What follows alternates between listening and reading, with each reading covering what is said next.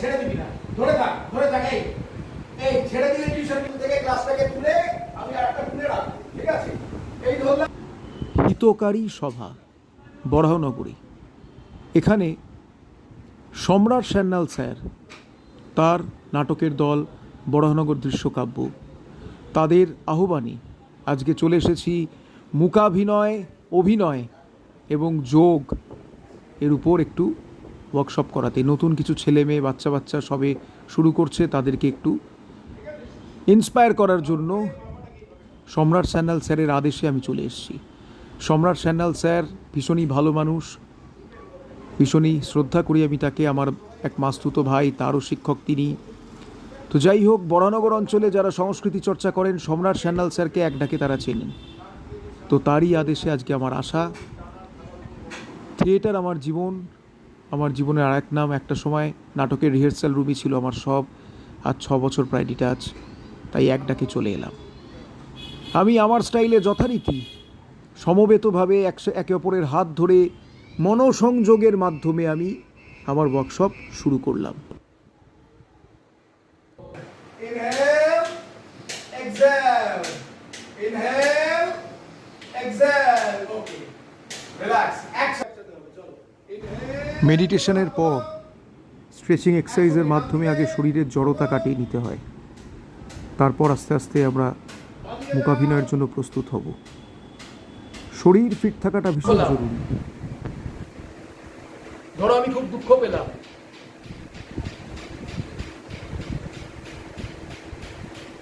ধরো আমি লজ্জা পেয়েছি, যত রকম যা এক্সপ্রেশনই আমি দিই না কেন, আবেগ, ঠিক আছে, যতই এই ইমোশনস, আমাদের যে 9টা আবেগ আছে, লজ্জা, ঘেন্না, ভয়, রাগ, দুঃখ, আনন্দ, বিস্ময়, প্রেম, শান্ত, এই 9টা আবেগ নিয়েই একজন পারফর্মার, একজন অভিনেতার কারবার। আর সেই আবেগ ফুটে উঠবে আমাদের ফেসিয়াল এক্সপ্রেশনের মাধ্যমে। সবার আগে দুটো চোখে ধরা পড়বে, তারপর গোটা শরীরে। একটু একটু করে আমি বোঝানোর চেষ্টা করলাম। তারপরে এই যে ইলিউশন, যে জিনিসটা নেই সেটাকে আছে বলে প্রতিষ্ঠা করা।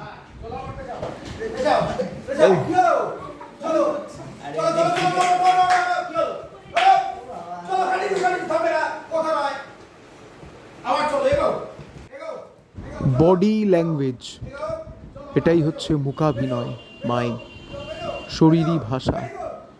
কোনো প্রপস নেই, কোনো সংলাপ নেই, নিজের শরীর দিয়ে আমাকে সব কিছু বোঝাতে হবে।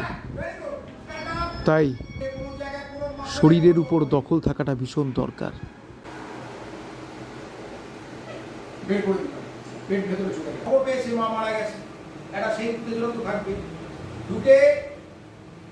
স্পটের নজর, তুই বসলি, তুই কাজ করলি, এক্সপ্রেশন হলো আমি যে এইবার একটা জায়গা দেখ ভালোটাকে কি করে আরো ভালো করা যায়। খুব ছেড়ে দিবি না, ছেড়ে দিবি না, ধরে থাক, ধরে থাক। এই এই ছেড়ে দিলে টিউশন কেটে যাবে।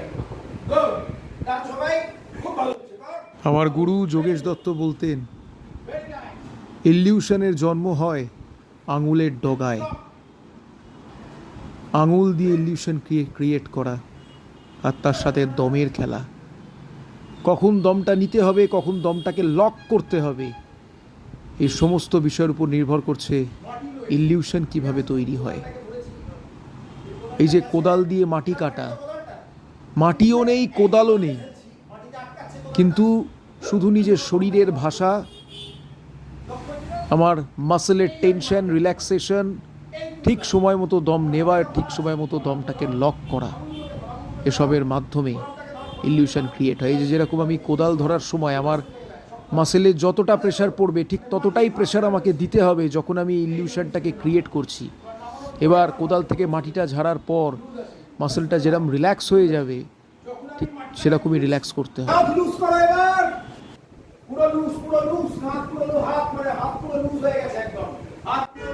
লায়ন অ্যান্ড মিউল, এই গেমটার মাধ্যমে একজন অভিনেতা, একজন পারফর্মার তার শরীরের প্রতিটা প্রত্যঙ্গের উপর আলাদা আলাদাভাবে দখল তৈরি করে। এই যে এখানে দেখে যেরকম মনে হচ্ছে আমি কারোর কাঁধে হাত রেখে স্মোক করছি।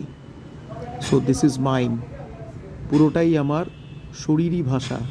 যে জিনিসটা নেই সেটাকে আছে বলে প্রতিষ্ঠা করার চেষ্টা করা।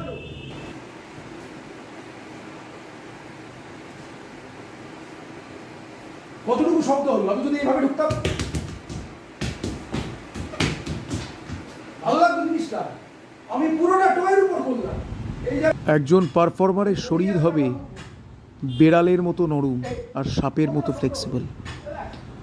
মঞ্চে আমি আমার শরীরকে নিজের ইচ্ছে মতো ব্যবহার করব, এমনভাবে খেলাবো দর্শক অভিভূত হয়ে যাবে। আর এই একদম সবার শেষে ভ্রামরী প্রাণায়ামের মাধ্যমে আমি ওয়ার্কশপ কমপ্লিট করলাম। ভ্রামরী প্রাণায়ামের উপর আমি খুব জোর দিই, কারণ এই প্রাণায়ামের প্রচুর উপকার। মাইগ্রেনের সমস্যা থেকে শুরু করে টেনশন, স্ট্রেস, যাবতীয় যা কিছু, উচ্চ রক্তচাপ, সমস্ত কিছু নিয়ন্ত্রণে রাখতে পারি ভ্রামরী প্রাণায়াম। আর সবার শেষে একসাথে গোল হয়ে আবার সেই টিম ওয়ার্ক, সিঙ্ক্রোনাইজেশন, সবাই একসাথে। Group performance is very very important for me. সবাই একসাথে আমরা শ্বাস নিচ্ছি, শ্বাস ছাড়ছি, এটাই হচ্ছে থিয়েটার করার মূল উদ্দেশ্য, অন্তত আমার কাছে। একসাথে সবাই মিলে চলো আমরা সবাই রাজা, আমাদের এই রাজার রাজাই কে, নইলে মোদের রাজার সনে। গ্রুপ পারফরমেন্স মানুষকে যতটা ভালো রাখে থিয়েটার সংস্কৃতি চর্চা, আমার মনে হয় না বড় থেকে বড় কোনো ডাক্তারবাবু, বড় থেকে বড় কোনো মেডিসিন আমাদেরকে ভালো রাখতে পারবে। মানুষ কখনো মানুষকে ছাড়া বাঁচতে পারে না, মানুষ মানুষকে নিয়ে বাঁচতে পারে। গ্রুপ থিয়েটার বা যে কোনো সংস্কৃতি চর্চা আমাকে, আমাদের মানুষকে মানুষের কাছেই নিয়ে আসে, আমরা ভালো থাকি। তো রাহুল, সেই রাহুল সরকার আগের বারের মতো এবারও আমাদের এসে ক্লাস করালো এবং অসাধারণ ক্লাস একই রকম। আমরা সবাই খুব উপকৃত হয়েছি তো নাকি? সবার কেমন লাগলো? খুব ভালো লেগেছে। দারুণ লাগলো। ওরা সকলে মিলে তাদের স্যারকে গোলাপ ফুল দিয়ে অভ্যর্থনা জানাচ্ছে। আর আমাদের দলের পক্ষ থেকে, বর্ণনগর দৃশ্যকাব্যের পক্ষ থেকে আমাদের নাট্য পত্রিকার ১৬ সংখ্যা এবং একটু মিষ্টির প্যাকেট রাহুলের জন্য তুলে দেওয়া হচ্ছে। এই যে চায়ের অ্যারেঞ্জমেন্ট করেছে সবাই, চা আর তার সঙ্গে পাঁপড়। দুটো রক্ত, ওই জন্য পাপড় না হলে ঠিক জমছিল না, পাপড় ভাজা নিয়ে এসেছে। পাঁপড় ভাজা তার সঙ্গে চা। এই যে সবাই এখন নোটস লিখতে ব্যস্ত। কেউ কারুরটা দেখো না প্লিজ, আলোচনা করো না, নিজের ব্রেনে চাপ দাও, চাপ দিয়ে ওরা দেখো না কি সুন্দর কোনায় বসে লিখছে।